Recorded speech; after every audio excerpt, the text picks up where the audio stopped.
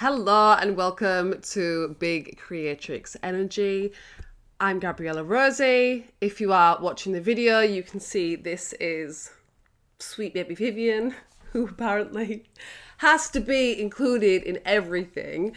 I am very excited for today's episode because we're doing video, but also because we're talking about how we're all going to, me included, you, all of us are going to commit to making the final 6 months of 2023 the most creative 6 months ever. So Most Creative 6 Months Ever is a program that I actually ran in the final 6 months of last year.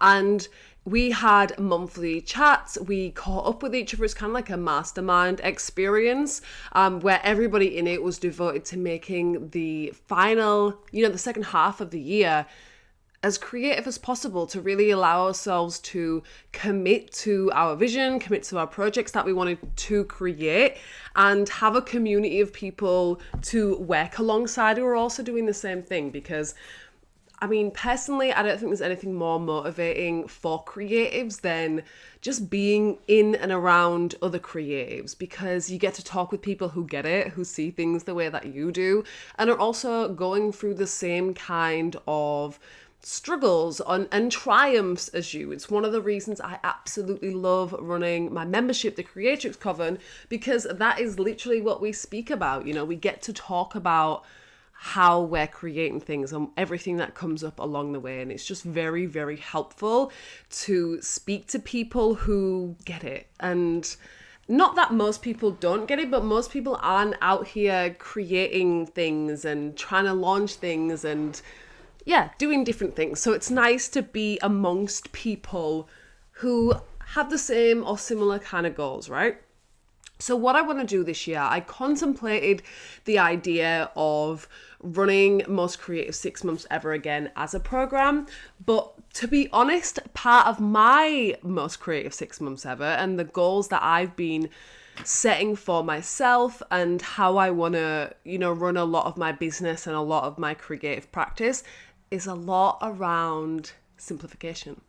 And that means, only doing the things that I really, really, really want to do as part of my business and as part of the things to hold myself accountable. And with all of the things that I have planned for the next 6 months, I just don't have the capacity that I want to divide up into another program.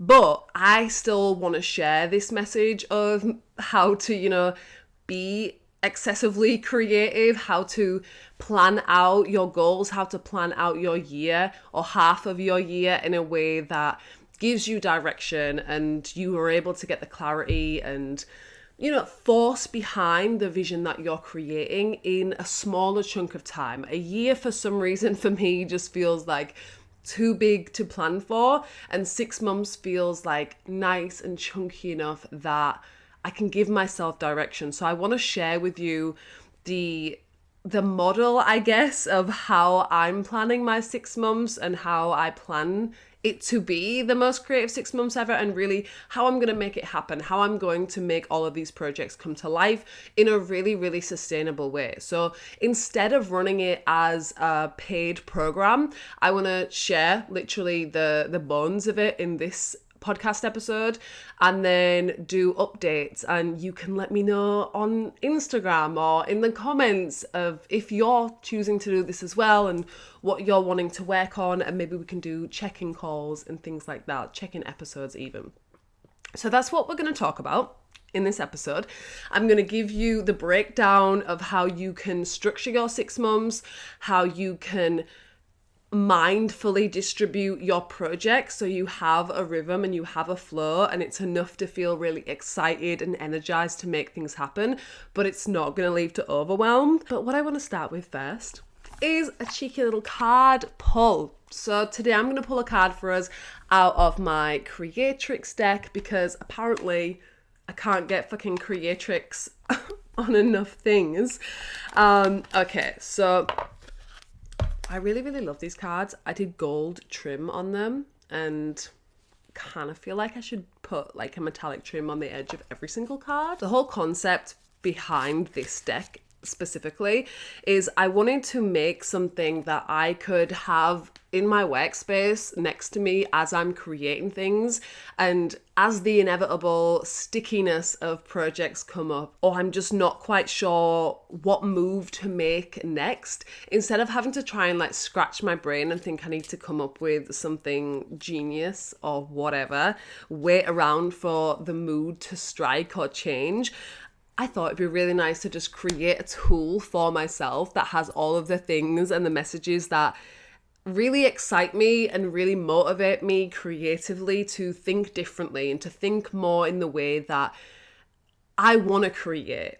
I think there are so many stories around how we feel we should be when we create, or the kind of identity that we have to take on. This is really quite a rebellious deck, and for me, the themes of it really remind me that creativity extends to everything in my life, and I can choose my own ways of doing things, and I can choose to just switch my mood, to switch my energy if I am at my desk or sat at the easel and things just aren't flowing the way that I want them to. I can pull a card from this deck and it can help me reframe things or think about things from a fresh angle. And sometimes that's all we need, to just be like, okay, let me recenter myself. Let me find inspiration from the card and let me redirect where I'm going and get re-energized to work on what I'm doing. I will absolutely be leaning heavily on this deck over the next 6 months as I am, propelling my creativity to new heights. Let's pull a card for ourselves today. Okay. We have fail. Oh, no. We have, do you see that? It says fail harder. Okay? Fail harder. These, I'm not gonna lie, not what I was expecting. But you see how I said it was a little bit of a rebellious deck. What this means to me, especially in light, if we're talking about, okay, I want to really focus on creating all of the things that I want to make in the next 6 months. I want to make these projects come to life in the most beautiful ways that I can imagine them. It is required that I get comfortable with failing harder than I have ever done before if I also want to succeed harder than I ever have done before, because as much as we want to fight it, success and failure really work hand in hand. Like we hear it so much. It's in every like self-help book, whatever, but that's usually because it's true, right? When things are cliches, the idea that the willingness to be willing to fail harder than you have done before means that you're not heading towards a finite destination. You're not just trying to get one thing done and you're out of the game. The way I see creativity and expression and how that can differ from other forms of entrepreneurship is we are so deeply invested in the things that we're creating and what we're seeing with them and how we are sharing ourselves. We're not just creating things to put a price tag on them. We're creating things because they truly mean something to us. And we get so much just from the process of creating that thing. We get to become ourselves through the process of creating that thing. And so it's really important that we understand that no one project will complete us. Instead, to look at how the completion of one project is going to put us in the perfect position to make the next one and to make the next one. And it's this beautiful continual journey of finding our style, of finding ourselves, of creating ourselves. And along that journey of finding and creating ourselves and having the successes that will come from you showing up and sharing the things that you create, there is also inevitably going to be so many things that just don't work out the way that you want them to. Things that will just not work, things that will fail, things that will fall flat on their face. And understanding that that is okay. That is the way you figure out how to create things like you and in your style. So much of what creative style is failing the way other people have done things, failing to complete, the 100-step formula of how something should be done, and instead reinventing it and doing it your own way. When we commit to being as creative as possible, There is no way that we can imagine this next 6 months free from failure. Let this card just be the starting reminder to us that we are going to fail. Things are going to get messed up. Projects are going to turn out differently to how we envision them now. And that means we are on exactly the right path to create the bigger vision and the next thing. And even that the things we might be disappointed in the way that they turned out might actually have a lot of clues in them to what our style is or how we can create things differently from our own perspective. Let's all just vow to fail harder right now. The cards have told us that's what they want from us. That's how we can embody our full creatrix energy, by being like, fuck it. I'm going to go for exactly the version that I can see in my mind. I'm not going to shortchange myself. I'm not going to scale it down. I'm not going to dim myself down. I'm going to aim to do it exactly the way that I want to do it. And it's okay if it doesn't work, because what it brought out of you in the attempt to get there brings you closer and closer to where you want to go. Hot. Love that. Love that for us. Okay, so this is my plan for the second half of 2023 and how I'm going to make this my most creative 6 months ever. Something that I want to say as well is that I actually find this is kind of an ironic title for things, because if you're in my world and sphere of things, you may have heard me say a billion times already that creativity is the antithesis of productivity. When we sit down to create something, as much as we might have a clear vision for what we want it to be or an idea of the direction we want to make something in, there's no real way to be efficient about creativity, because by the very nature of creativity, you're making something that doesn't already exist. You're playing with new ideas. You're taking on different angles to bring something to life, to bring your idea to life, to bring your project to life. And in doing that, it's not going to be an efficient process. You're not able to follow a very clear 5-step plan from A to Z to make the thing, because you are going to be doing trial and error throughout the process. You are going to be failing throughout the process. It's impossible to prioritize productivity and creativity at the same time. So there is definitely an energy of like, fuck yeah, let's make lots of stuff. Let's have all of these finished projects. Let's take the things that we've just been left dormant in our brains and bring them to life.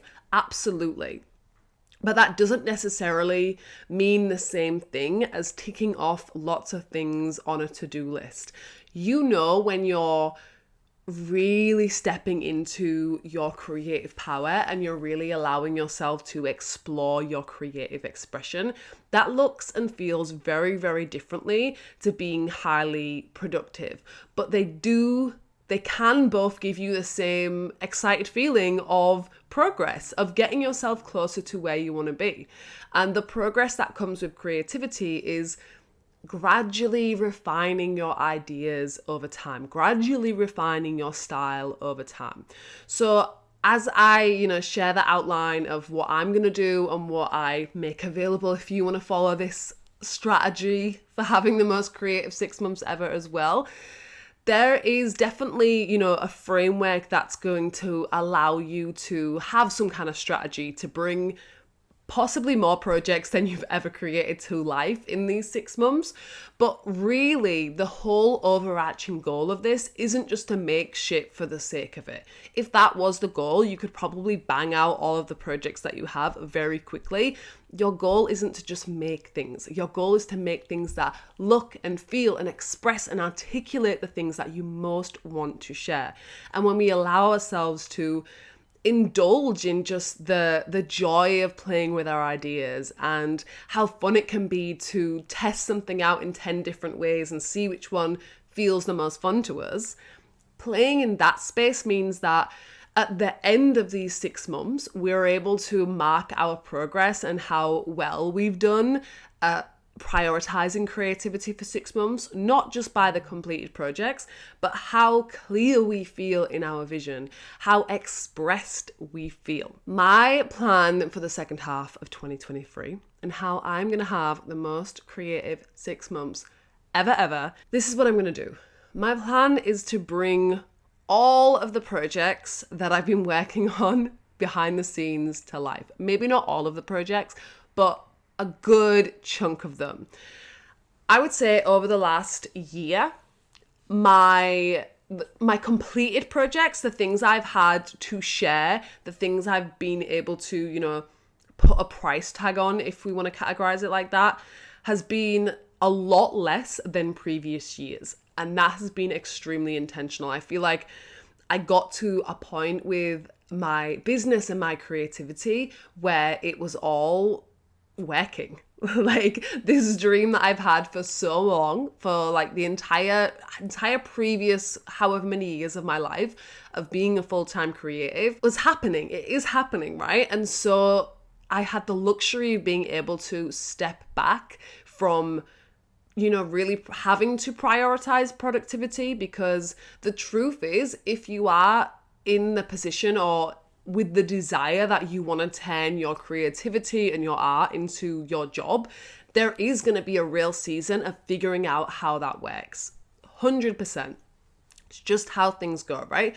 And for me, once I was able to figure that out, I knew that I wanted to recalibrate and take a step away from just producing things to be able to understand, okay, now what do I want to make? Now, what is my next vision for what I want to create in my work? What do I want to create in my business? How does that look? So there has been so much research and, play that I have been really prioritizing behind the scenes. And what I have from that is now a really, really clear vision of the projects that I now just simply need to devote my time and energy to bringing to life. So I have pre-primed myself for this season of 6 months of just hyper creativity, but you absolutely don't need to do that. You don't need to have a 1 year lead up to this thing. All that you need is an understanding of that list that you probably keep in your head, or maybe keep on like a Notion template or like a notes tab in your phone, of all of the things that you want to make, all of the projects that you want to bring to life, everything that you want to do. Now is the time for you to take those ideas and to make a plan with them so you can hit the ground running with them. So with all of the projects that I am ready to bring to life, some of them are already in progress. There's decks, there's collections, there's ceramics, there's courses, the podcast, there's content, all of these different things, and the mini projects I have within each of those. So the first step is really to take all of those things down. Write down all of the projects, everything that you're thinking about doing, compile it in a huge list. I have lists upon lists in my Notion. I love to just have something that I can access from every single one of my devices, no matter where I am, and I can tap into and just edit things, add more things on, but just make a really simple list of just all of the projects that you want to create, everything that you would like to bring to life. And some of those things are probably going to expand beyond this 6 months frame. So write everything down so it's just not floating around inside your head and you can see it on paper. And then what I want you to do is to take from that list, what are the projects you want to prioritize for this 6 months period that you can devote your time and your energy to creating in their entirety in this 6 months period. And from that list, I want you to distribute those projects over the next 6 months. And obviously each project is going to be ranging in complexity and the timeframes that you imagine they're going to take.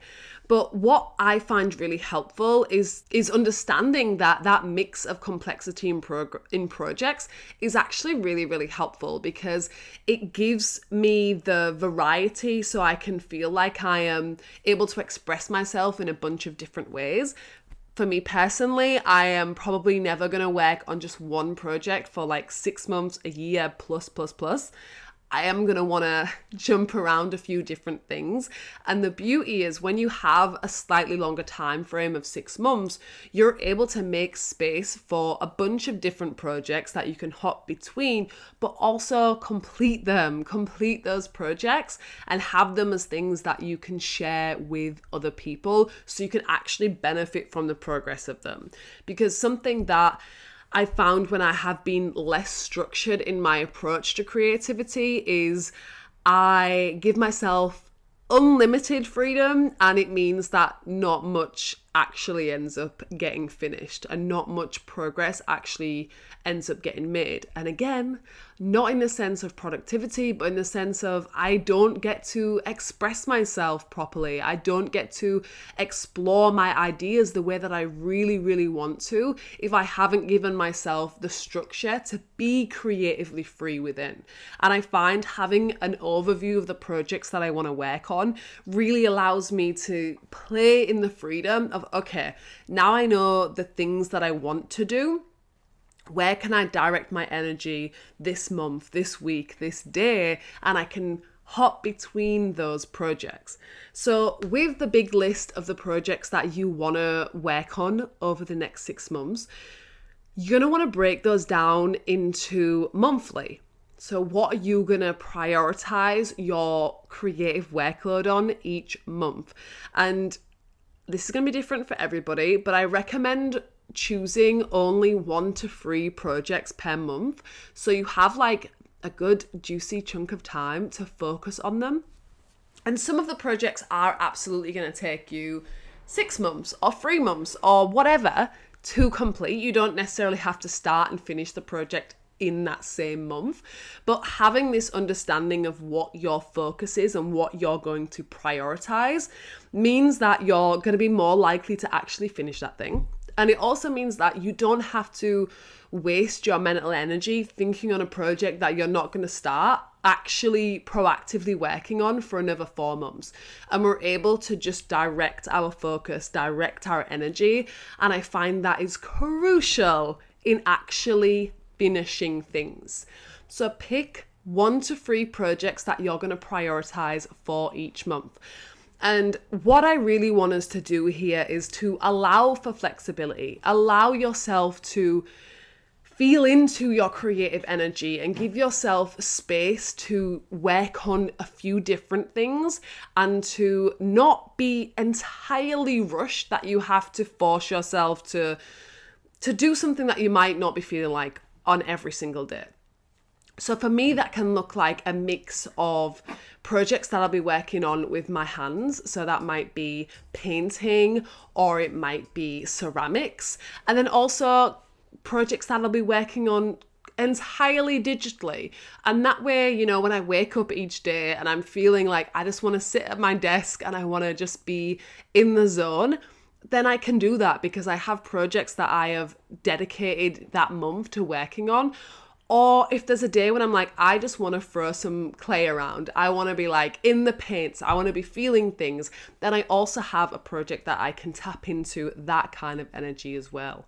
So giving yourself that scope of your creative expression means that you're not going to feel like you're cheating on your ideas by working on something different. You can give yourself the flexibility to be multi-passionate and to want to express yourself in different ways. Another thing that is really, really helpful about breaking these projects down into what you're going to focus on each month is, yeah, it gives you the flexibility to move between things, but it also lights a little bit of fire under your ass. And I think that is what we all need as creatives. Having the motivation to really create things and to complete things is powerful. And the way that really works well for me is when I structure my projects in this kind of scattered way. So once I finished this project, then I can start working on this next one. And especially for me, when I get like 80% finished with a project, that's when my energy starts to kind of wane with it. And I've spoken to enough other creatives to know that that's kind of common. So what can be really helpful is having the next project really lined up, because we tend to have this fresher energy when we're coming into a new project. So you can use the enticing new project that you're going to work on once you finish this one as a motivation to get past that last little hurdle of finishing something. So the way you actually stagger your projects can be motivation, and it can also be excellent for marketing strategy and how you're sharing things, because we want the projects to lead on naturally and organically to each other. So we're bringing people along the journey as well. Something that I think is really, really helpful with setting plans and setting goals for yourself of working through different projects is having monthly little check-ins with yourself of how you're going. So you're going to be doing this big overview plan right now of how you want to, plan out the flow of your 6 months and the flow of the projects in that time. But it's very, very easy to forget you've even done this a couple of months down the road. So I want you to also put in your calendar a day at the start of the month where you're going to go to a coffee shop, pull out your list, pull out your progress, and see how you're going. See if you're on track. Literally just have a cute little meeting with yourself and be like, okay, how is the progress going? What do I need to adjust? What do I want to do differently this month? And just recalibrate, reset yourself so you can figure out how you're going on the journey. Like, are you coming up with a certain type of speed bump that you can get assistance with? Is this project just not working and you want to scrap it, change it, adjust things? Do you want to switch the order of things? Just having that time to actually sit down with yourself and switch up your plan. Let your plan evolve. Allow yourself to actually have that flexibility with how you work through your creative projects. It doesn't have to be anything crazy. I literally just go to the coffee shop with my laptop and look at my projects. What's the progress like? What things are working? What things haven't been working this month? And how am I going to do things differently? Really, the whole goal, the whole plan with setting yourself up for your most creative 6 months ever is to develop a new rhythm. A rhythm for working, a rhythm for creating that suits where you are at now, that allows you to position yourself to create the things that you really, really want to create, that you really want to be doing, and allows you time and space to explore your expression in different ways that you may not have been prioritizing for the past 6 months or ever. And for me, it really is about finding this new rhythm and being intentional about it and setting myself up with a plan and the structure for my creativity that will allow me to be free and to be expressive within that. Because I think something that really slows a lot of creatives down from really being able to express themselves in the way that they want is thinking that creative expression is this thing that is only ever free flowing and that can't have any rules or can't have any boundaries in it. When actually what I've found is the things that allow me to be the most expressive are when I clearly defined the parameters for myself, of when I tell myself, this is what I want to create, this is the time frame that I want to create it, and having that clear and direct vision gives me a channel for me to direct my creative energy. If I just say, you can just create anything, just make something, I probably aren't going to get much done. I'm probably not even going to spend much time creating things. Whereas when I'm able to really sit with myself and look at the projects that I want to do and lay them all out and give myself a little bit of an action plan to work from, then I'm jumping out of bed in the morning. I'm like, yes, this is what I'm working on today. I can feel it coming together. This is the progress I made in that yesterday. I'm so glad to do this thing today. You give yourself direction and you give your energy, your creative energy, a place to go. And that is hugely powerful to not only your creative momentum and output, but also just for your enjoyment of the creative process. So it's very, very powerful to explore and understand your own rhythm of creativity and to give yourself a framework to create the things that you really, really want to create.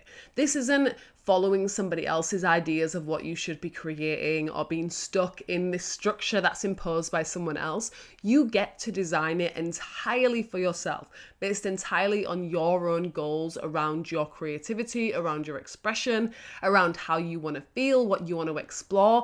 It is up to you, and that is the most fun and freeing part of it. And I think when we understand, oh, I get to set things up that actually help me be more creatively expressive, and these structures allow me to share my work and produce my work in the way that is way, way beyond what I would create if I just did it all willy-nilly and was just waiting for the right moment to strike. It's probably never going to happen if that is the approach.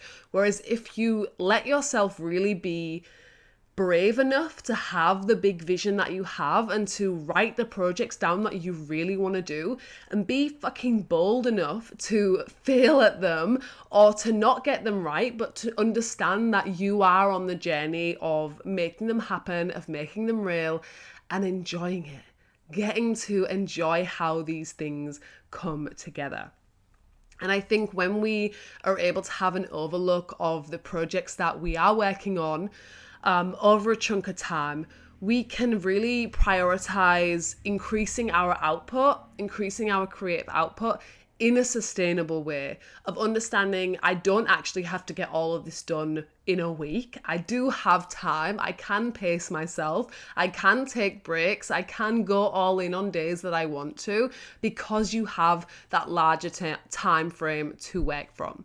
So the whole idea with Most Creative 6 Months Ever is to have some framework, but to keep that very, very simple. Allow the strategy to be something that supports you so you can actually follow it and you can actually be creative and find new ways to express yourself.